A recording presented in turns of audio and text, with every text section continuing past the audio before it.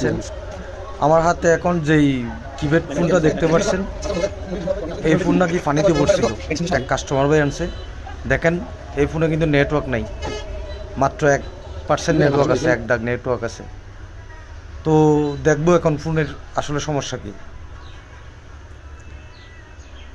দেখেন আমরা ফোনটা খোলার পর অনেক স্পট ফোনে একটা ওমসের একটা রেজিস্ট্যান্সও কাটা, যেটা নেটওয়ার্কের অ্যান্টিনা থেকে যেটা আসছে।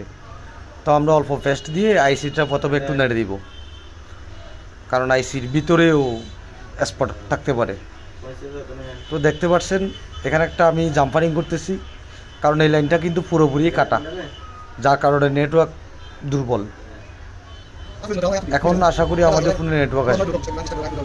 তো আপনাদের ফোন যদি পানিতে পড়ে কখনো, অবশ্যই আগে সাথে সাথে টেকনিশিয়ান ভাইদের কাছে নিয়ে গিয়ে এই ফোনটা সার্ভিসিং করবেন। দেখতে পাচ্ছেন আমাদের ফোনে এখন কিন্তু ফুল নেটওয়ার্ক।